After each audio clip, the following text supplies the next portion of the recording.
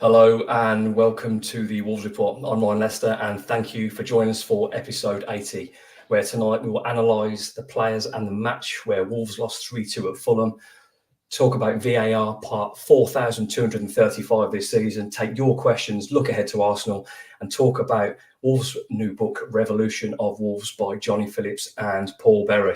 Tonight we have a very special guest indeed, delighted to be joined by Sky Sports and new author, Johnny Phillips. Johnny, thank you for joining us.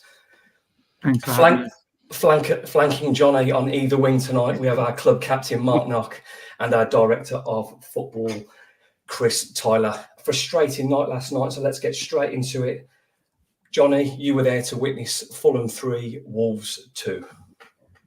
Yeah, it was frustrating ultimately. And perhaps, I mean, there's still a bit of fun to be had from an away day, and I don't get to do too many in the Wolves end with Wolves fans these days due to my work. So it was nice. It's always great to go to watch Wolves away from home. So I enjoyed it from that angle, and the turnout was amazing. You know, the away end was packed, lots of noise, and there was a lot to sort of like in some areas. I thought the goal from Matheus Cunha, the build up to it was fantastic. It was just a really, really well crafted goal. But obviously, and I thought there were times, particularly in that first half, when Wolves were clearly in control of a lot of the game and had good possession. But then there were moments when they let it slip away, and there were moments when it was taken away from them by matters out of their own hands. And whereas perhaps a 2-2 draw would have been fair enough on the night, I think, you know, there's a sense of injustice about a 3-2 defeat, and it was ultimately, you know, really disappointing in that sense. Knocky, starting off the game, it was a bit of a slow start. Fulham flew out the traps and it looks quite easy at the start. We talked about it on the group chat as well, and it was an easy goal for Alex Iwobi. So a frustrating start, but Wolves should probably be doing that better from there. Yeah, I mean, the Iwobi goal was no surprise. He turns into Maradona every time he plays us for some reason. I was a bit disappointed, to be honest. I didn't really see that performance coming. I thought I fancy us to go there and win, to be honest. I thought we were slow starting. We just didn't seem to get to grips with the game. I think against Spurs, we were, you know, there was a little bit of venom and a little bit of bite about them. I didn't really see that. I thought we struggled a little bit in midfield.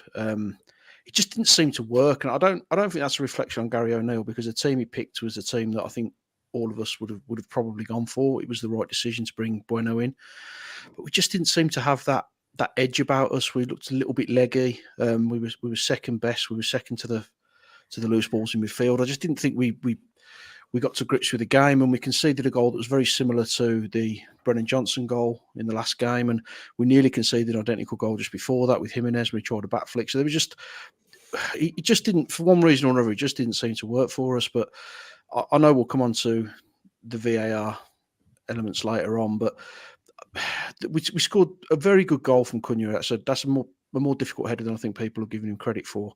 And we did create a couple of opportunities. Hwang hit the crossbar, but I just don't think we gave the account of ourselves that I expected us to give. I think there was more in the tank, and for one reason or another, we just didn't deliver it on the night. Before the Iwobi goal, Tyler, something that really frustrated me that hasn't really been mentioned much, and I know you've got to earn the right to play, but Fulham dropped in a couple of early reducers. And in my opinion, they were both booking-worthy tackles. They were late and nasty. Maybe you could let one go, but two went, and then not long after that, Gomez was booked. That's got to be a bit frustrating that you try and put a bit of fight back, and then they've kicked you up in the air. They've won the right to play. They've scored, but you play the same tactics and you get punished straight away. Yeah, I tweeted at the time, just saying you don't want to keep talking about referees, but I don't know where they keep getting them from. And those two challenges from Fulham are just stonewall yellow cards all day for as long as you've ever played football. And then Gomez and Lamina both get booked for staying on their feet and just slightly mistiming a tackle. And you brought me on to referees already. We're only 4 minutes. That's what we're here for. I didn't think you would, but it wasn't just the VAR incidents. Again, it's just for me, a referee that looks totally out of his depth, no control of the game, letting tackles fly in. And I don't know what to say anymore, Ron. I don't know what you want me to say, because 2 of their challenges go unpunished, and then the first foul we commit basically is a yellow card. And it was a nothing tackle, final third of the pitch. He's just got to him slightly late, hasn't dived in, isn't reckless. I don't know anymore is the answer. I don't know what you want to say, which isn't very good for a podcast, is it? But I'm running out of reasons to, defend them, because you can't defend that. Anyone, you don't even have to know football to know that. The one on Semedo, I mean, how is it not a yellow card? I mean, I don't get it. And I'm not saying it always changes the game, but if someone picks a booking at first 5 minutes, they've got to play the game a little bit differently, haven't they? And well, if you get away with the first one, you can go again with the second one, and that's what they did. And that's why they lose control, because the players then think they can start flying in and making tackles and without punishment. So I think it's all linked, isn't it? And I think that opening goal from Iwobi was as a result of Fulham being able to kick Wolves up in the air, and it shook Wolves a bit because they were a bit shaky. And Fulham came again 2 or 3 times. It was easy, and they took the lead. But moving on to a more positive bit of the game, Johnny, it was a very beautifully crafted goal. Bellegarde, such a talent for me. The way he glides and cuts in and out, and it's a great finish from Cunha as well. Yeah, a really good finish. And what I particularly liked about it from watching it in the ground in the away end was that you got the real perspective of the width that was used to get that goal. I mean, the turnover of possession was Bueno of all people. It wasn't particularly impressive on the night, but he actually won the ball back right on the right-hand side, and the ball was moved all the way across to the left. And you could sort of see that everyone shifting, and then Doc brought it back inside, and Doc almost gave it away with that pass across field. It was a risky pass, but space was opened up and made for Bellegarde and Semedo on that side, on the right. And it's something, we know Gary O'Neill works on that, on those moments where he can just get the overload at the right time. And, these things don't happen by chance. And Bellegarde obviously was great in the final moments of it to put it on Cunha's head, and a nice tidy finish as well. But it was a lovely goal, and I think it looked impressive from behind the goal just by the way the ball was switched on more than one occasion. It went from right to left and then back to the right, and it looked like a really, really controlled, well-worked goal. I loved it, and that perhaps clouded a bit of my a sort of view of the sort of things that Wolves didn't do so well, because I did think they did that very well. It's a really interesting thing what you say about Doherty then. I don't think it was his best game. He worries me in terms of his mobility. He's clearly got a knack for being in the right place going forward, but quite often in games, it's that risky pass that's a couple of inches here or there, and that pass was under hit, made Fulham commit, and it was Wolves that got away from it. Yeah, that was the key. I mean, if it had gone wrong in any sense, there were big problems going to come from that. But once he'd sort of teased the Fulham player into going for it, then Wolves had the space to do their work, and they exploited it fully. But yeah, Doc, it's nice to see Doc back, because he's one from the great days of Nuno. So you got a real fondness for him, but he's obviously not operating anywhere near that level at the moment. But I thought he was solid enough when he came on, bearing in mind he was on the left. I thought he was okay. Just while we're on that, Johnny, and bring you two guys in as well with this as well. I did think that was a strange substitution, because if you've got Hugo Bueno, who's naturally a left winger or left back, he seemed like the natural fit for me. Now, I thought Doherty was just all right, and I think we really lacked down that when it was Doherty and Totti lacking up. I think we struggled on that side of the pitch. But Nocky, a strange substitution for me. I mean, that's not a criticism of Doc. It's more of I don't often question Gary because he's been brilliant recently, but I found that a really strange change. Yeah, I mean, Bueno's coming back from an injury, isn't he? So how fit is he? Was he fit enough just to try and integrate him back into the squad and just get him a little bit of an opportunity to be with the team again? I don't know. But Doc's been playing. He's been playing for his country as well. So I'm assuming he just thought the right move was to put the player in who's a little bit sharper and a little bit more match fit. But I'm with you. I think, Aitner is our best option down that side. If he's not fit, then for me, it's always going to be Hugo Bueno, because I think he gives you something similar to Aitner. So it was a strange one. It didn't really work, but as the guys have already said, it was Doherty's initial pass which opened things up for the goal. So he's kind of indicated that. And I don't think that Doherty did much wrong. I don't think he offered us a great deal going forward, but I thought he was relatively solid in his position. And it is what it is. It's a squad game. You're going to have to utilise your whole squad throughout the season. We've got a lot of games coming up, so I guess let's not risk Bueno if we don't need to. Yeah, it's strange that he didn't come on at all. I did find that really strange. Tyler, and as if by chance now, we're going to move on to the next goal. I'm going to talk about Fulham's penalty. Now, I want to bring everybody into this one. I'm absolutely staggered. The replays that I managed to get a clip of last night and post, I don't know what to say, Tyler, and you don't know what to say. I don't know what to say. Could be a short podcast.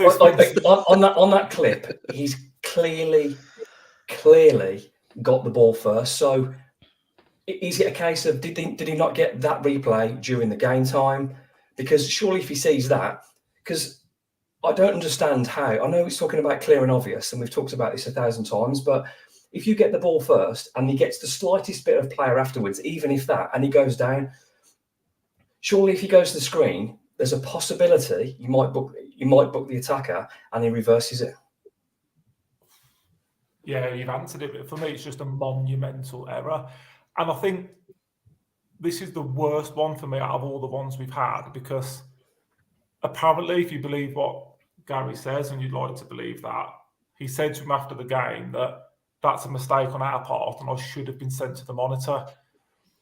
So that for me is the worst. But like we've talked about, I can live with a referee getting a decision wrong real time. I can cope with that. I've got no problem. What I can't live with is the fact that he's got a mate who can just literally say to him, just go and have a look. Just have a double check. And if he still gives it, like I've talked about in this podcast before, he's backing his own decision and he gives it. But why would he have looked at that one? Why was he not looked at that one but looked at the second one? That's Makes what no I just sense. can't get my head around. That's the bit I'm really struggling with. And you're right, Ryan, clear as day. Never a penalty. Clearly wins the ball first. If he hasn't had access to that replay, then obviously that's a bit suspicious itself, isn't it? And again, a lot of people always talk about is the replay itself. It's slowed down to granular detail, and football isn't played in slow motion. It's played at a real fast pace. And for me, wins the ball, never a penalty. The lad from Fulham knew it himself on the interview after the game. He's laughing. Yeah. He knows they know they've got away with one. So it's the worst one for me of them all so far, and that's saying something, isn't it? It is. It's an absolute sickener. And in fairness to the referee, in real time, I thought it was a penalty. I think if you see that fast, you're thinking we're in trouble here. That's a penalty. So I can understand that, but you can forgive giving decisions in real time. But it's this clear and obvious business. Then, well, it's not. But he clearly gets the ball, so it's really frustrating. And then on the 59th minute, Willian puts us 2-1 down, panging his penalty away. Nocky, 75th minute, I think there's a long ball over the top. There's a bit of work from Sasa Kalajic. Hwang bursts into the box, beats his man, wins the penalty. Yeah, I mean, even when we do get the decision, we don't get the decision, because that should have been a second yellow for me. I think he should have gone for that, because he's gone, he's through. He's going to get an opportunity to shoot. For me, that's a booking. He doesn't give it, and it comes back to haunt us. But yeah, I mean, no, good run by Hwang. I think we've mentioned him before. He's in a position now where he's not just. If he wasn't scoring goals before, he wasn't really contributing. Now he's affecting the play. He's linking up well. He's offering us those legs from dropping deep and bursting through into the attacking areas. And I think he's contributing well in the game. Wasn't his best game for us, but he's got himself a goal. Lovely run, clear penalty. But again, it should be a second yellow for me. I'm sure there'll be people who disagree with that, and that is one of those that is probably going to be a 50-50 split as to whether people think it is or it isn't. But for me, anywhere else on the pitch, if you burst past the player and you're running through towards goal and you've got yourself an advantage, the player's going to get booked for that. So I don't understand why it's not purely because it's inside the penalty area, especially when there's no attempt for the ball. Johnny, what surprised me about that goal is maybe not quite the directness, but how vulnerable Fulham were with pace at the centre-backs. You play the space into Hwang, who's clearly got pace and strength. He burst past Tim Bream, who was really struggling to deal with him. It was really frustrating that Wolves didn't do that more. We knew from the start of the game that there was an opportunity there, and I don't think Wolves made the most of Cunha. I don't think they made the most of Bellegarde. And when did Bellegarde got in position? He set up a goal. When Hwang got in position, won a penalty, converted it. Wolves have missed an opportunity there. Yeah, I think they have. I did the game earlier in the season when Brentford beat them 3-0 at their place, and they are weak when you go at them. They've not been a particularly good defence this season. They've had a lot of issues, and I thought Wolves, with the attack they've got, I know there's no Neto, but with Cunha and Wang being in really decent form of late, I thought we should have caused them a few more problems than we did. And after, when Wolves scored that first goal, I sort of thought, well, this could be promising. This could set us up for something, and it never quite worked. I thought Wang was probably the best of the bunch yesterday. I thought he worked well, hard enough, but there were no one really sees the game. I thought when the game was there to be won in that second half for both sides, really, there was a lack of quality on the pitch, and it sort of petered out and obviously became dominated by the officialdom. Nocky, moving on to the 89th minute, an incident that's, I've talked about it again on social media today. I wouldn't say it's a divide. I'd say it's probably 90% red. The rest think it's probably not, but I know Max Kilman standing over him. There's a foul. He wins the free kick. Max is over him. He's come up, and for me, he's pushed his head into Max's face, and I don't see how that's not a red card. Now, I don't know if that was confirmed afterwards, whether they'd said that was probably by the letter of the law, it should have been a red card. But I don't see, if you're putting your head into a player, I don't see how that's not a red card. It's not like two players sometimes when they push foreheads and get a booking. It wasn't one of those circumstances. I think Max has paid the price for being too honest and honest. I think he's a little bit naive. He should have hit the deck. I know that it's not what you want to see in football, but if VAR does his job properly, he wouldn't need to hit the deck. They'd find that decision anyway because it's a headbutt. But the reality is you've got to play the game a little bit now if you want to get those decisions. And we had a similar one earlier on with Wang. I think it was against Bournemouth. Similar kind of contact. Wang goes down, forces the referee's decision. It ends up with a red card. Max should have done the same for me. I think the opportunity's there. The guy's put his head into him. It's clearly a headbutt. If he goes down, I think it has to be a red card. So you don't want to have to do those kind of antics, but I guarantee you, if it's the other way around, then they absolutely hit the deck. And you could see with the two penalties that they've been given, both of those, they've thrown themselves to the floor because they know that gives you the best possible opportunity for a positive outcome. And we're a little bit too nice. We've said it before. And unfortunately, we paid the price for that. Tolo, is it a red card for you? All day and twice on a Sunday, mate, yeah. I think the terminology used apparently was a soft headbutt. You make your own conclusions, but the rules of the game state that you can't do that. And I think, again, I watched an interview with O'Neill today, and he said that they were told that both the Tim Ream one and the headbutt in the laws of the game are sending off offences. So, again, there's nothing you can add, really, is there, to that? Johnny, I'm sure you know your answer, but if you're commentating on that game, you're looking at that, are you expecting a red card to come out? Oh yeah, it's a red card. He put his head in Kilman's face. Yeah, it's just a red card. And yeah, maybe Kilman's honesty didn't help his cause, but even so, I think at that level and with VAR in operation, it should be spotted. Well, I've been talking about this a lot on Twitter, and it's been lots of debate and a lot of people passionate about it. And it is a physical sport, but you shouldn't have to roll around on the floor to get a decision. And I understand that if you give players an opportunity with a push or a kick, they're going to manipulate a situation in order to win a penalty because of you put your hands out or put your foot out. I get that. But as you said, Johnny, if the VAR is there, you shouldn't have to be rolling around doing backflips and screaming. I don't know, again, how it's not been given as a red. Would it have made a difference? Well, Wolves would have had 8 or 9 minutes with a man up with remaining time left to go and chase and win the game. And they might have lost it still, but I'd quite fancy our chances to have not lost that game then. Let's not forget that takes Fulham potentially down to 9 men if they do the job properly. Because they came out and said that both of them should have been red cards. So, you're in injury time and you're up against 9 men. And in theory, you throw the kitchen sinks, all they're going to do is defend the penalty area. So, Floodlights would have probably gone out then.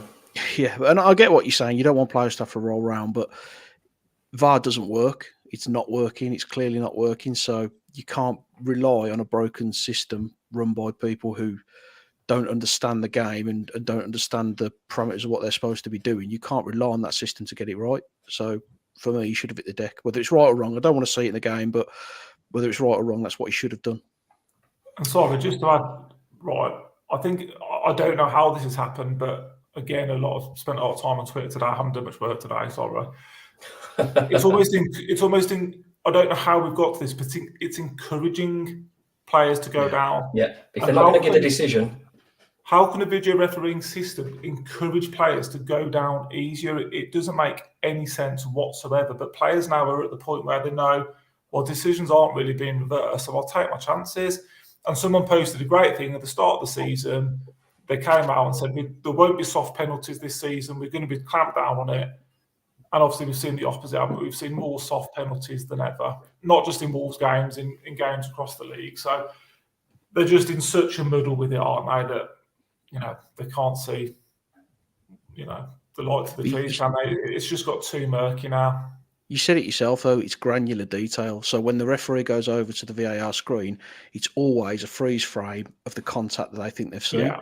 And the replays are always slow motion. So if you're a player now, if all you've got to do is make sure there's some form of contact, whether you initiate it or not, you're going to get the decision. And with Kilman, they'd have slowed that right down to show the headbutt.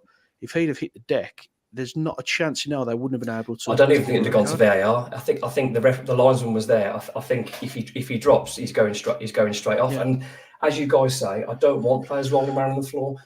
But as Tyler said, if you aren't getting the correct decisions, it's encouraging people to be more theatrical to get what they want. And he didn't get the correct decision, and maybe his honesty cost Wolves in the end. But that's not a fault of Max Kilman. Max Kilman stood up to it, and good for Max Kilman. But the person that's been let down there is Max Kilman. So then moving on to our final bit, Willian's penalty in the 94th minute. Johnny, I can see why that's been given. Again, I felt like they've gone looking for it, though. I felt they spent a lot of time looking for it. But equally in games, you've seen plenty of those not given. However, there is contact and it has gone down. So of all the decisions, you can see why that one has been given. Yeah, you can. You knew... I mean, I watched it in real time. I thought, well, that's a penalty. It was at the other end of the pitch, but I just thought, that's a penalty. And then play goes on and you think you get a bit hopeful. But then the minute the play was stopped and you knew they were looking at it, you thought, well, it's only going to go one way here. And it's obviously then got sent over to the monitor. So it was frustrating. I think in the pre-VAR world, then he'd have given what did he do? How did he would have given 2 on the pitch, wouldn't he? He'd have given the first one in real time. People would have said, oh, he got the ball. That wasn't the best decision, but you can see how he's given it. Then he would have given Wang's one and he wouldn't have given that one. And I don't think anyone would have complained at the actual decisions just made by the referee on the pitch. But the fact that we've got this forensic analysis now and it didn't make anything any better. And it just made it incredibly frustrating for everyone in the stadium. It just left a sour taste, I think. It probably was a penalty, but it wasn't one of those where if it doesn't get given, it's a howler. But it's just too much. It's too much analysis during a match. Football's lost its freedom and its flow, hasn't it? And it's stiff. And we've mentioned this before that you're celebrating a goal, but you're not fully celebrating. You want to go wild and enjoy that moment, and it's been taken away. Unless it's like a penalty or a direct free kick, or someone's gone clean through and they've run from their own half. There's always that bit of nervousness. We've mentioned this for a while, that full euphoric moment isn't quite the same now because you just don't know. Moving on to... Can I just ask on that, mate, before we carry on? Here we go. No, what I'm going to say, is that a clear and obvious error? Because they had to look at that a lot, right? So if that's a clear and obvious error, you don't need to send him to the screen. Because if you're sending him to the screen, what in essence you're saying is, I'm not sure if you've got that decision right. That isn't clear and obvious. Clear and obvious for me is to say, you've got that decision wrong, give a penalty. Because if they look at the first one and they can't overrule it, it's not a clear and obvious error. But the second one is a clear and obvious error, even though they've had to look at it again in granular detail repeatedly. He's had to go over to the screen to look at it. So whether there's contact or not, I think there is contact, but I think it's initiated by the attacker. I think he throws himself into Gomez. But if he's had to look at it that many times, how can that be defined as a clear and obvious error? Because for me, I think absolutely not. The process is that the VAR room decide it is a clear and obvious error, but they need the referee on the pitch to reverse his decision. So that's why they take him to the monitor. So in their opinion, it was a clear and obvious error, and they were giving the man on the pitch to the opportunity to reverse it. And he didn't have to reverse it, but that's how the process works. So as soon as he sends him over, you know what's coming. But if that's a clear and obvious error, but Onana completely wiping out Kalajdzic isn't deemed a clear and obvious error for the rest to go and have a look at.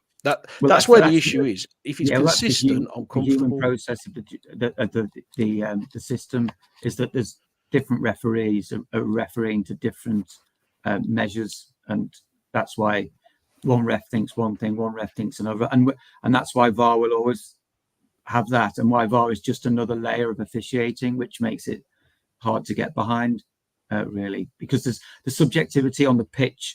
You can forgive, say the incident was just not given or given by the ref. We all have a quick moan of it, and that's the end of it. But because it's being re-refed by VAR, it's an extra sort of. That's why it's hard to swallow. That's why it is so difficult to swallow. Like I said, we've all been watching football a long time. No issue with the referee making an error in real time. But the one thing I would say, having spoken with referees, is that they hate being given the job of VAR. They really hate that shift because it's not refereeing. You're being asked to do something a bit different, and it's not what they've trained all their lives to do. So it is difficult, but that's not excusing bad decisions. One thing, just going back to you, Nocky, and I know you're not going to be able to answer this, but I've got to ask it anyway. If they're deeming that as a clear and obvious error, how are they not deeming the first penalty for Fulham a clear and obvious error when he's clearly got the ball? And that's my point. And Johnny's right; it's absolutely subjective. But we've gone through 4 decisions there. I think we can probably agree 3 of them are wrong. And I think the general consensus across football is that 3 of those decisions are wrong. The decision against Sheffield United was wrong. They've come out and admitted that. And it's, there's been the one on Onana that was deemed as wrong as well. So when does it stop becoming subjective errors, and when does it start becoming an officiating issue? Because the standard's not where we need it to be for this level of football, because these are consistent, constant errors, and we're taking the brunt of it now, so we're probably feeling it more than most of the teams. Most of the teams, it tends to even out over the course of a season, is what you sort of believe. But this seems to be us every single time. Now, I'm not saying there's a corruption in the game, because why would you have corruption against Wolves? There's no, we're not a big fish in this division. We're just we're a team who's predominantly trying to make sure we hit 40 points to stay in the league. But there's clearly an issue there with something that it seems to be hitting us more than it's hitting anyone else. And it's not 50-50 things that you're looking at and thinking, well, it could be, maybe it is, maybe it isn't. It's blatant, the Semedo one is clearly the wrong decision. Someone has to step in and overrule that. And if you're not doing that, then you're making a decision not to do that for some reason. That's where the frustration is. If it's consistent and it's across the board and this is happening all the time, then fair enough. But it just feels to me that we seem to be taking the dodgy end of the stick at the moment. You are listening and watching episode 80 of the Wolves Report, Sky Sports, Johnny Phillips, club captain Mark Knight, director of football Chris Tyler, and myself, your host, Ryan Lester, discussing Fulham 3, Wolves 2. Quickly go through the player analysis. Tyler, talk me through that back 3 last night. I thought they were okay, but then they've shipped 3 goals and they were shambles first 15 minutes. So hard one to read, isn't it? Santi did okay, I thought. Like Johnny said, I think he looked all right on his Premier League debut. I thought he slotted in okay. Kilman was all right. Totti again a little bit nervy, wasn't he? And a couple of mistakes. You're going to miss Dawson, aren't you? That's a big miss. And I think we all knew it was going to be a big miss. And then it turned out to be a big miss, didn't it? He's a calming influence. He keeps us all together. I was surprised at how erratic we were first sort of 10, 15 minutes. But then after that, really, did Fulham look like scoring? And then we've contrived to concede 3 goals. So you work out the maths. It's a tough one to take, isn't it? But I thought they were okay, but nobody stood out. Nobody was excellent by any stretch of the imagination. I think the person, I know we're going to talk about Ait-Nouri in a minute, but the person Ait-Nouri coming off hurt the most was probably Totti, because them two have got a good relationship and had for a little while now. And I think Totti and Doherty just did not work together. And that was a real struggle, that side of the pitch. Johnny, if you could group up Jose, Sarr and the wing-backs for us and give your take on those. I thought Sarr was reasonable. I'm not sure he was at fault for anything in particular. 2 penalties and a close range finish where the striker slipped his marker. And then Semedo was obviously, you can pick the bones out of the first goal and look at him and say he was one of those at fault for the first goal. I do like him on the pitch as an attacking player. I think he's a gifted footballer. I know not all fans share that view in terms of what he offers, but I like Nelson Semedo on the pitch. Yesterday wasn't one of his finest. It wasn't one of his worst. And then, it's a shame to lose Ait-Nouri. But again, we touched on this earlier. I didn't think Dot was bad or anything. I thought he did a solid job on the side of defence that he favours least. He hasn't had a huge amount of time on the pitch this season as a whole. So, yeah, they were fine. They were okay. They were. There's no one there that I would say you'd be looking to pull up. I thought they were all okay. Nocky, moving on to the centre midfield, who both incredibly got booked and are missing away at Arsenal. And I know you're a fan of the reducers. So, yeah, your take on João Gomez and Mario Lemina. I thought they both struggled a little bit, especially in the first half. I know they both got booked. I'm not too disappointed that they got booked, because if I'm going to pick a game for them to miss, it's probably going to be Arsenal, because I don't expect us to get anything there regardless. I'm not sure I'm going to feel like that at 4:45 in the away end, mate. Yeah, but no, I think, even with your strongest 11, you're going to struggle there, because you know that they're a very good team. So I'm actually quite pleased that they get booked and that monkey's off the bat now. Lemina gave the ball away for the penalty. Sloppy play by him, which isn't something that we've kind of seen from him lately, and they didn't have the usual spite and domination the way that they usually do. They usually control that area of the pitch and feeding the attacking players. So that they were both okay, but as I say, Lemina at fault for the goal, and it just didn't have that snap and ball that we used to. Tyler, moving on to Jean-Luc Bellegarde. You sold on him yet? Brilliant for the goal, but either he needs to find a way of getting into the game, or we need to find a way of getting into the game. And I sort of tweeted at half time, if we get him the ball and he starts dictating, we'll win the game. But we didn't, for one reason or another. We couldn't get him involved as much as we'd like. I mean, brilliant for the goal, absolutely brilliant. But just keep giving him the ball, and we didn't. We didn't do it anywhere near enough. But I know I'm sort of thinking a few games ahead, but if you can get him and Neto in the same team, and then Hwang and Kuhn was options, it looks okay, doesn't it? But not fully sold still, because I think he can still, maybe my standards are a bit high, but I think he can impact games more than what he's doing. But he seems to be settling in fairly quickly. He's getting some stats now, goals, assists. So you'd think he's only going to get better. But brilliant for the goal, but can we find a way of getting him more involved? Yeah, it was a frustration. I think we mentioned it with all the forwards, that there was an ability to hurt them with our pace, and I don't think we used that enough. And particularly, I think he got that ball in that position once in the game, and it got a goal from it. So probably not utilised enough. Johnny, moving on to Wolves, one of Wolves' goal scorers, Matthias Cunha. Yeah, I thought he wasn't. It wasn't his finest day, but he was decent. He took his goal well. I know that he finds that position difficult. And he perhaps likes to get on the ball more and run with the ball. And he's being asked to do things that don't come naturally to him quite a bit this season.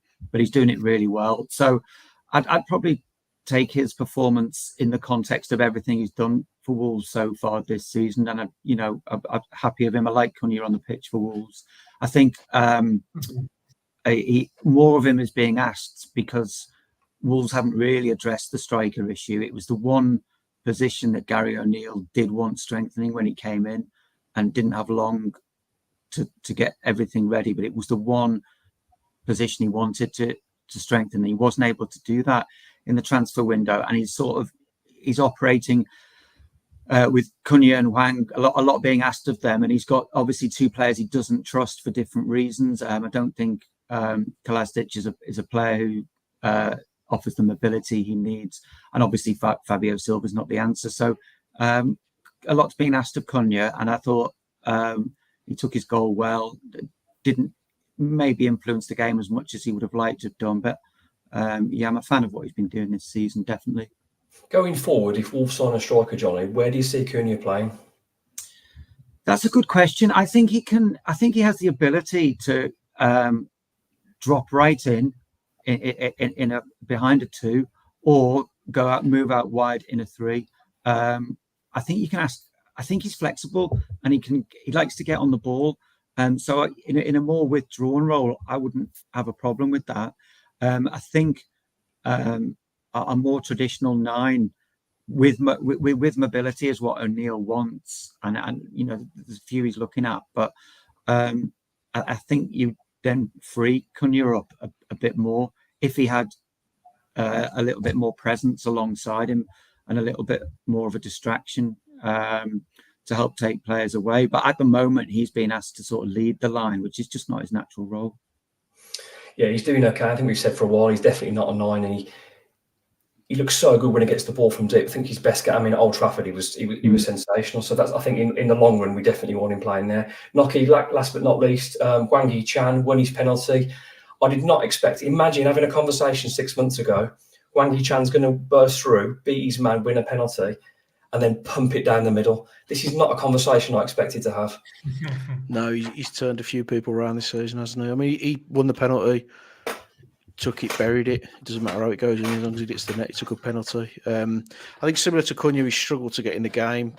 Not all his own fault. We gave the ball away a lot last night. The turnover of possession was really high, and there was a lot of long balls going forward, which isn't going to suit him. You want him playing into space, but he did okay. He took his goal well, and he was a lot of energy, a lot of effort, a lot of work rate. But I don't think he was helped because the supply line's got to be there to get players like him, Bellegarde, and Cunha in the game, and it just wasn't there yesterday. Talking about the subs, I mean, got to give Kolasinac a bit of credit because he got in the way, didn't he, and it led to the build-up to Wang's goal. Doherty would. Well, he did. He created this, but he went up in the ball. Someone tweeted earlier. Sasser's made Robert Taylor look mobile. It did make me have a bit of a chuckle. But I do feel sorry for Kolasinac because he was brought in under a different manager and a different style of play, and it's clear Gary O'Neill wants his team to be fast, break really quick, and go. Sasser's just not going to fit that. We don't really put crosses in the box, so I do feel sorry for the guy. The only guy that was going to put the crosses in the box was the guy he replaced, and we've obviously given O'Neill a lot of credit for his substitutes, but that one made absolutely no sense to me whatsoever. Mm-hmm. And then to not bring Sarabia on after the impact he had against Spurs again, and even Hugo Bueno as well. So yeah, I can't get my head around those, to be honest. So we rightly give him credit when he's due it, but I thought he got his subs very wrong. That's not all of them. I'd argue were wrong for me, but that's just my opinion. What I would say is, though, as an average of performance as it was, if the officiating had gone correct, Wolves wouldn't have lost that game. They may have won that game, which is a crazy thing to say. And I know you shouldn't have to rely on the officials, but despite how average that performance was, if the correct decisions are made, worst case scenario, Wolves are drawing. So it always feels a little bit worse after a loss, but I don't think it was a great performance. You are listening and watching episode 80 of the Wolves Report. Sky Sports' Johnny Phillips, club captain Mark Knock, director of football Chris Tyler, and myself, your host, Ryan Lester. Johnny isn't just a Sky Sports journalist. He's also an author, and he's recently brought out A Revolution of Wolves, a Premier League trilogy. Johnny, tell us about your new book. Well, yeah, it was co-written with Paul Berry, who's a great writer, and he spent many years working at the club, so he's got a good inside track on the place as well. And we sort of came to the conclusion that nothing had really been done about the modern Wolves. And when I say the modern Wolves, I mean in the sort of Premier League era. Now, they spent the first 10 years of the Premier League having nothing to do with it. So that then sort of takes you back to the Millennium Stadium and Cardiff when it was the 20th anniversary of that this year. Wow. So we sort of thought, well, the 3 promotions Wolves have achieved have all come with varying degrees of success. They've all happened under different managers who play different styles, and they've all happened under different owners.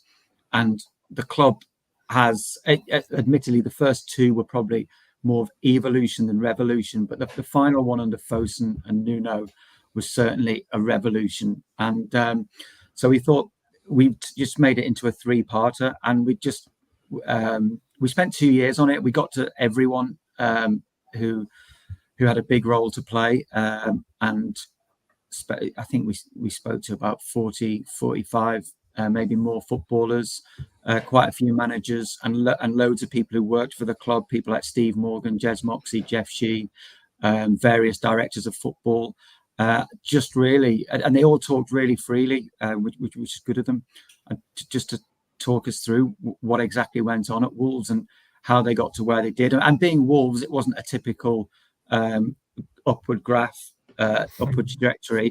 There was all sorts of calamities in there. No, it's absolutely not the Wolves way. So there's plenty of calamity in the story, as well as success, and also maybe a sense of what might have been in various parts as well. You know, Wolves were a victim of all sorts of things, not least the pandemic, which really derailed the club. And that, particularly from the fans' perspective, is a real sense of what might have been when Wolves were sort of on that incredible European journey, and it looked like nothing was going to stop Nuno's team. Just take us back. I mean, we talked about it off air before, and it gives me goosebumps thinking about it. We talked about the playoff games with Alex Ray, Matt Murray at the Madejski Stadium, but is there a particular part of the story that's your favourite? Because I mean, all these guys here, that was probably our first big memory of seeing something happen at Wolves, and it was just, it was like you said before, we never thought it was going to happen, and it did, and it just, it just gives me the willies now thinking about it. To be honest, it's just going back to a nice time. Yeah, it was a great time, and that team was a really interesting team because a lot of them didn't particularly get on well with each other, and there was quite a few dressing room bust-ups and Barneys. But when they got over the white line, as they say, they did all stick up for each other, and they were a great team and full of characters. I mean, Alex Ray and Paul Ince loathed each other before they signed for Wolves, and then from the very, very first day, they struck it off, and they've worked with each other ever since. You know, right up until last season. Now, I went and spent time down at the Reading training ground with both of them for the book, and they're thick as thieves. And there's something that I really liked in the book is when they were warming up in that second leg of the playoff final away at Reading, about 45 minutes before kickoff, this Reading fan came running down the front and was just giving Ince dog's abuse. I don't know if I can swear on this, so I won't. But, go for it, you can. He was effing and blinding and telling Ince what he thought of him. And Ince was sort of leading the warm-up, and he got the team together and he says, if we score, if we get through, we need to find this fucker and make sure we let him know about it. And anyway, Alex Ray, of course, comes on, scores the goal, and he scores the goal right at wheels off to celebrate, right at the place where that fan was, and picks him out in the crowd. And that celebration, I did not know that, is all of them pointing at the fella and giving him pelters for what he was doing to him. Because he was doing the Alex Ray. No. It was. They picked him out incredibly, because you think it was probably 20,000 in there, but they picked him out and found him, and they were just going ballistic in front of him. And that made me laugh. It was typical of the way they stuck up for each other, and the fact that 20 years on, Alex Ray said that was the highlight of the entire promotion, sticking one over this Reading fan. And it was quite funny that they both ended up working for Reading in 20 years later. But there was loads of little bits of things like that. There was a fight in the Nottingham Forest game at half time in the dressing room, which led to one Forest player not coming out for the second half because he got that badly turned over by a Wolves player. So there's all sorts of stuff in those days which you just wouldn't get away with now. Tyler, you definitely need this on your Christmas list. The thing is, I've trusted my missus to get it, so she's probably going to get like a Villa book or a West Brom one or something, so it's all going to go wrong. But the best thing is that 20 years later, they don't care about what happened. So they were quite and sort of gave away all the secrets, which is quite nice. Johnny, you said there's 3 parts. I want to know a bit about the second part as well, the Mick McCarthy era. Tell us your favourite bit about that section. Yeah, that was Paul Berry did the crux of the work on that one, because he had a big in with Mick, Steve Morgan, and Jez Moxey, having worked with them for so many years as the head of media at Wolves.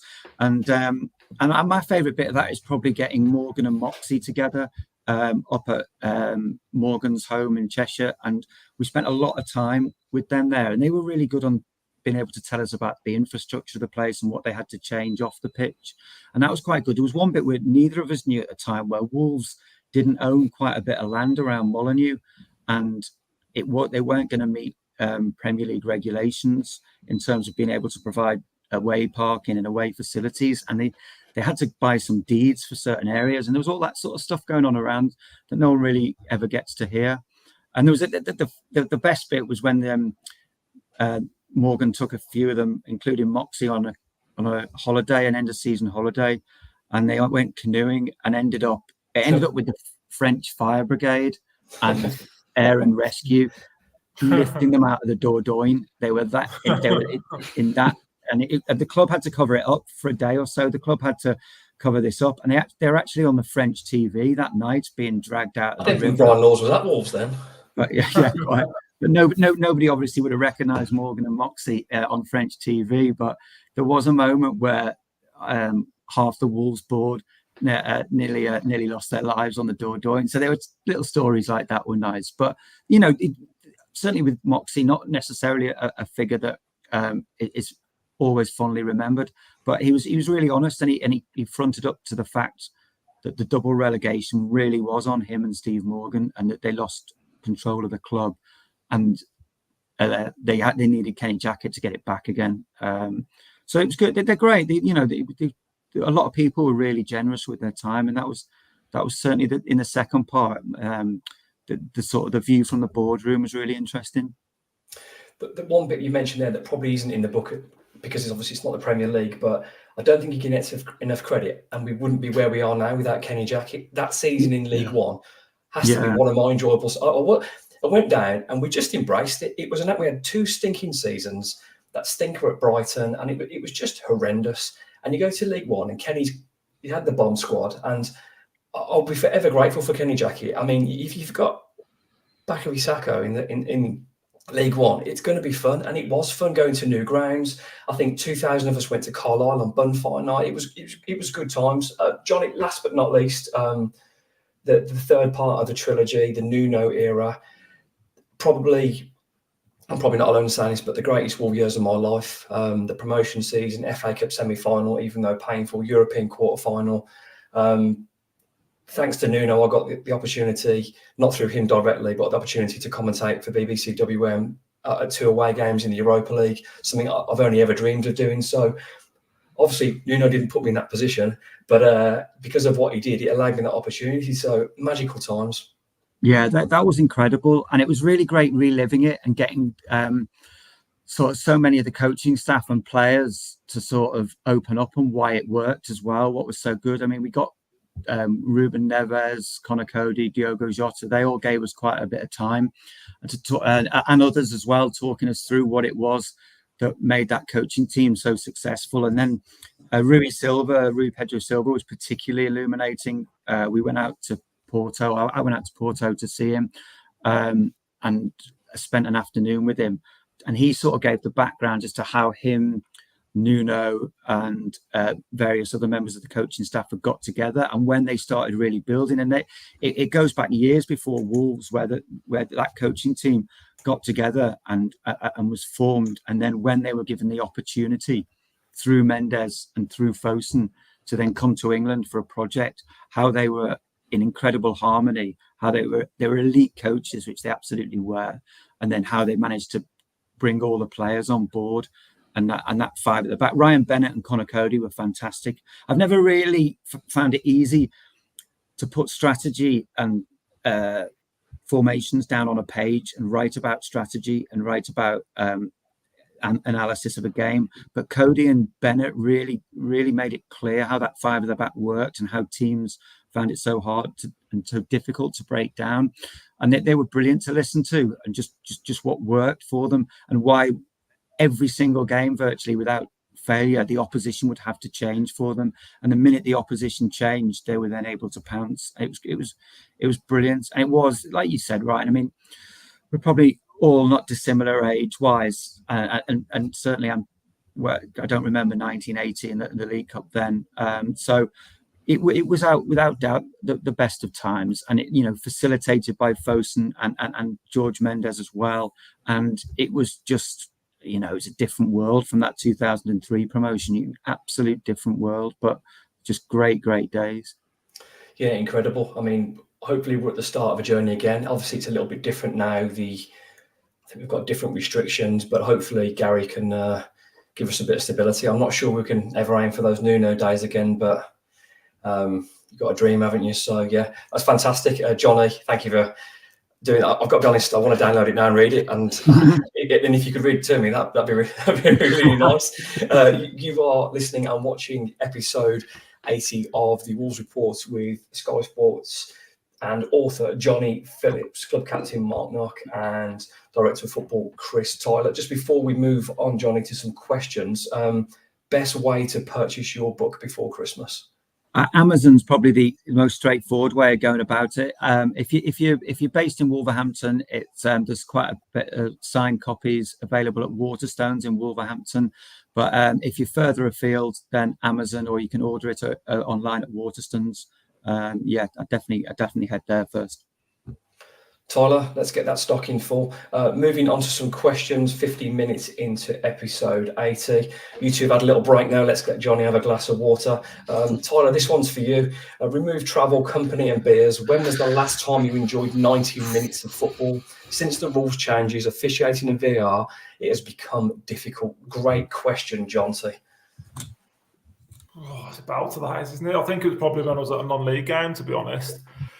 You can stand around the side of the pitch, drink beer, and you don't get VAR, so probably that. But it's not all been bad, has it? I mean, even this season, there's been some real highlights. But I was listening to TalkSport earlier and keeping on social media, and it now does seem that more and more people are, throwing the towel in, basically. They've had enough. You're spending a lot of money, a lot of time and effort. I had a guy, send me messages today. I saw on Twitter, saw your exchange, yeah. Yeah, get back early door, and you're just like, they're the people it's impacting as much as anybody. To answer the question, we've still had some good, good days, haven't we? City and Spurs were brilliant at the end, but it certainly does change the way you watch football, especially when you're in the stadium.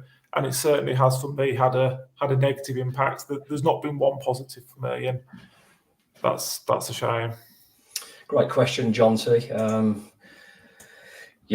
It's tough. Let's move on to Nokia. Let's give you some VAR. Let's fire you up again. Paul Nichols' talking point. VAR aside, we need to address not turning up against the sides below us. Great point. Thank you for being part of the show, Paul Nichols. Yeah, he's right. I mean, we don't perform against the smaller teams. The teams that, I say smaller, the teams that struggle in the division. I think there's a little bit of the way City and Spurs and teams like that will play, Man United, they'll come at you, so you'll have opportunities to break. But we do find it difficult when we maybe go into games as favourites. We do struggle to break teams down, and it's something we need to address. But if he's beating City and Spurs on a regular basis, it's not really going to matter. But I think it's still not his team yet, is it? He's still finding systems at work. He's still finding players who fit what he wants to do, and I think there'll be changes in January as well. So I think what he's achieved so far with what he's had to work with and the issues that we've had, and the fact that we're scoring more goals now, I think you've got to give him credit as opposed to picking out what maybe isn't going quite so well. Yeah, with no number 9 either, and as Johnny said, I think at the end of the window, the one thing he wanted was in 9. He didn't get it, so hopefully that will change in January. This one you can have, Johnny. Steve S asks, what do you think the club's reasoning is behind the decision to side with the likes of Newcastle on the recent cross ownership loan vote? Great question, Steve.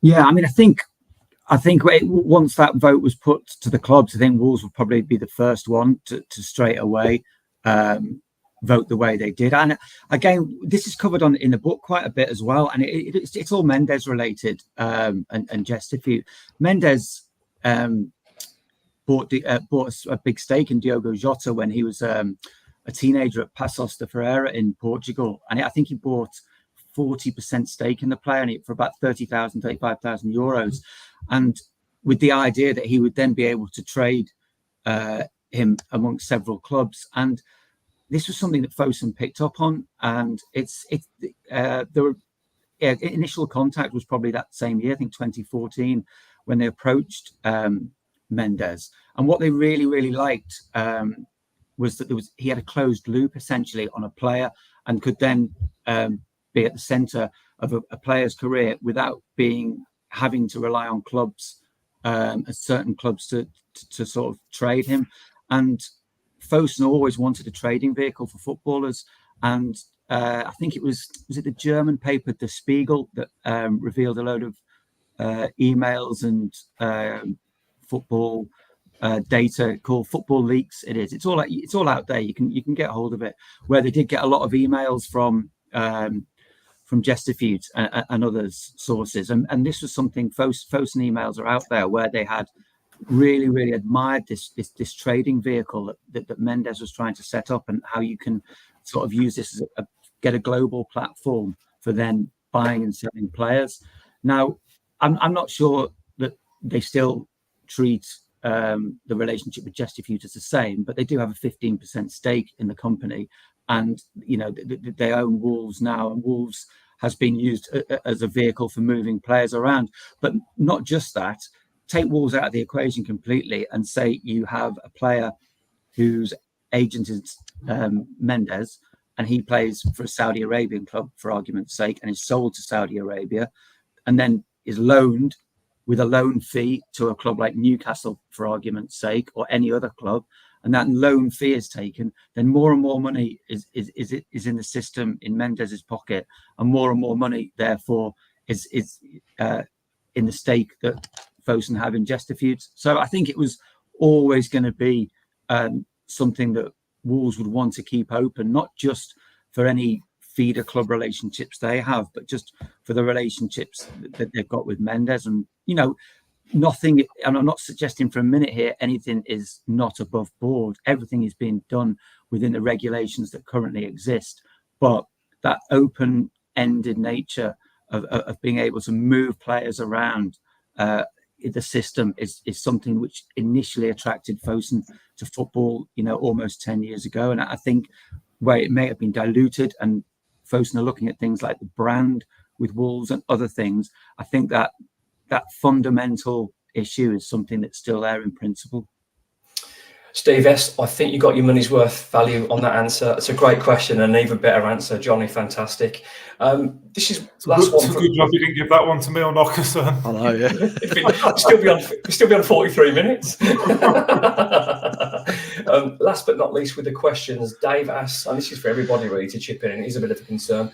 What is the latest with the redevelopment of Molineux? It's been a while since the plans were shared, but it's gone very quiet, and it's a concern as Molineux is starting to look tired. It is looking tired. I mean, the newish stand behind the goal is okay.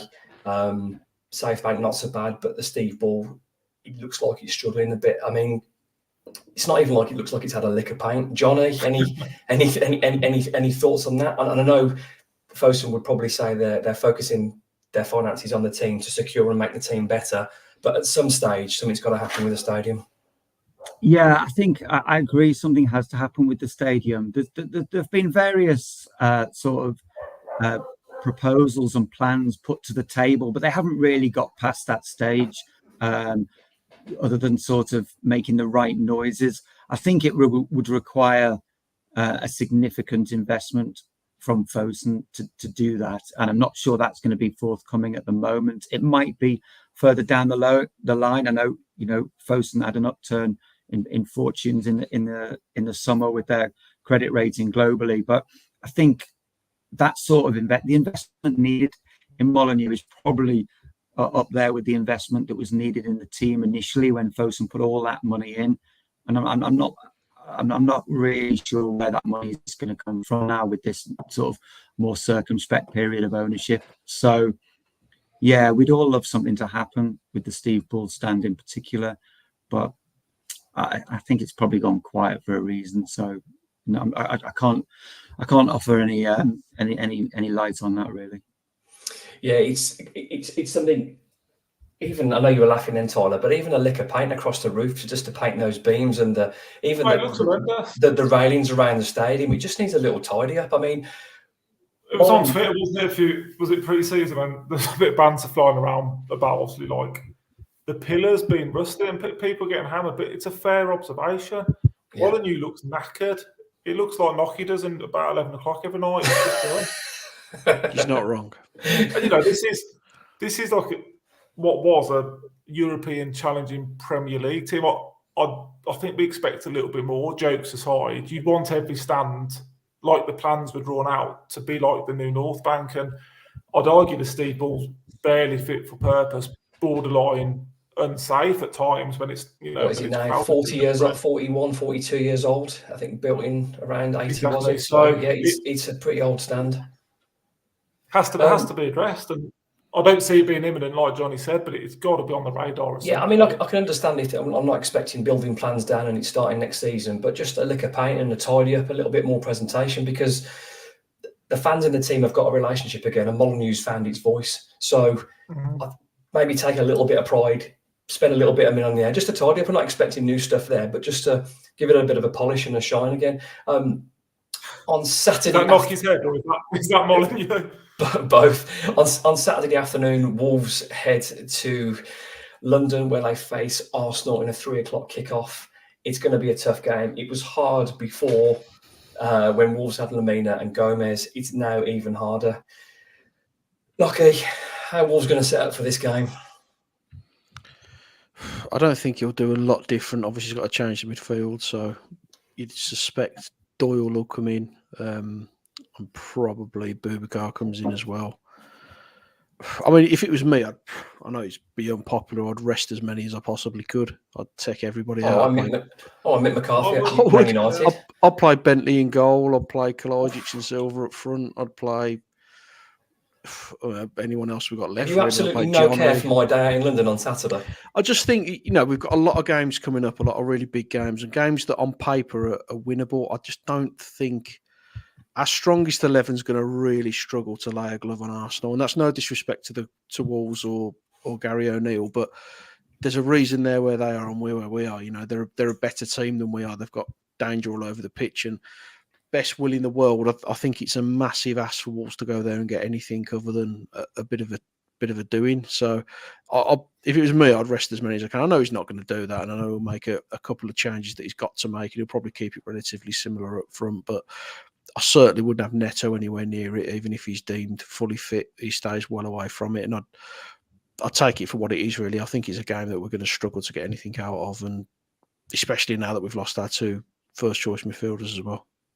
Tyler, we saw on the weekend, Brentford run Arsenal really close. They tucked in, they frustrated, they were aggressive. Is that something you're expecting from Wolves on Saturday? Is that our only real opportunity on that game? 5 at the back and 2 up front tucking in? I think it's a different ball game when you go to their place. On the flip side, Fulham went there, I think, got a draw earlier in the season, and teams have caused them problems. I'm a little bit with Knocker, really. I don't see how we get much. And then you've got Burnley and Forest in the space of a week, haven't you? And surely they're the games you target the points from. Aït-Nouri probably won't be available, I'd have thought. So you're missing 3 key players minimum, aren't you? So Dawson will come back and bring a bit of stability, you'd like to think, but I'd like to think we can go there and have a go, but I'm with Knocker on this one. I just don't see it. And is it a time to give players minutes? Maybe. The only thing on Neto, you could, if he's back, you could maybe give him a bit of time to blow the cobwebs off. Maybe, but I think Burnley and Forest for me are the 2 big ones coming up. Fair, Johnny. This looks a really hard game. Arsenal probably definitely haven't hit top gear yet, but they're finding a way. They're grinding away through teams. I think they beat Man City. They grinded away a win out against Brentford. So they're up there. They're challenging, but they're probably not nowhere near the best. But still, it's a massive task for Wolves. Yeah, it's hard to see. I agree with the others that it's hard to see Wolves getting anything from this. And it might be a time when sort of the transfer window Wolves had last summer is being shown up for what it is, really. And that you look around and of all the players that came in, there's no one that you look at and think, oh, Gary O'Neill hangs his hat on him. He can always trust him full game, whatever. He's not. None of the players left who you could say that about, but no one came in, and as a result, Wolves have looked really, really thin on the ground at times. And they've done really well given what the squad is at times this season, and put in some unbelievable performances. But I'm not sure Arsenal away on Saturday is one where that's going to happen again. I think maybe damage limitation and move on to the next. But they have surprised against the better opposition, so I'm not ruling anything out. But I certainly wouldn't want Neto involved. I don't think. I think he needs a bit more time. Yeah, the hardest. There was always a chance, and when you've got Lemina and Gomez in there doing what they do well, bullying, and then sort of earning the right to play in there, as they did against Man City, managing the spaces there, and just when you lose those two warriors in there that do that job so well, and that's not disrespectful to Doyle or Boubacar, they're totally different footballers. Doyle's probably the nicest footballer of them all. Boubacar's a bit of both, where he can get up and down and play a little bit of football. But to lose your two warriors ahead of that game is a big loss. I do feel like it will be damage limitation, but manage the game in 10-minute slots. Let's keep and try and break with a bit of pace, break with Wang's pace. I think every team in the Premier League now, at some stage in the game, will give you an opportunity, especially with the way they play. So will Wolves get lots of chances? No. Will they get a few chances? I'm pretty sure that they will. So it's a big ask. So almost impossible to tell the team, but I think it'll be Doyle and Boubacar coming in, Doherty if Breno's not fully right, and then Dawson comes back in. Otherwise, probably the same, really. Once that time of the show, Johnny, where we do our predictions for the weekend, it's a stinker of a show to come on to do your predictions when we've got Arsenal away. So we'll save you till last. Nocky, your prediction for Arsenal v the mighty Wolverhampton Wanderers? 3-1 Arsenal. Martinelli with the opener. The joy of the predictions. Tyler? 3-0, I think, probably. I don't think we'll score 3, mate. And Saka, I suppose. Johnny, can you shed any hope on the show, at the end of the show at all? No, I'm with Tyler. 3-0 sounds about right if I had to put money anywhere. Yeah, I mean, I was there the last game of the season and it was 5-0 and it probably could have been 7, 8, 9-0. They absolutely pumped Wolves. I'm not sure the manager was interested then. I think the players knew they were safe.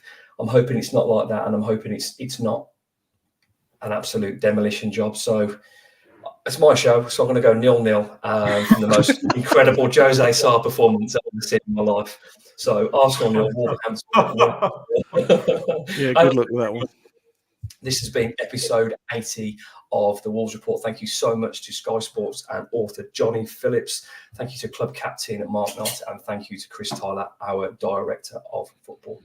See you next Wednesday evening, where Paul Berry, the other half of the Johnny and Paul duo, will join us to analyse the Arsenal and Burnley games. Catch you next week. Up Wolves.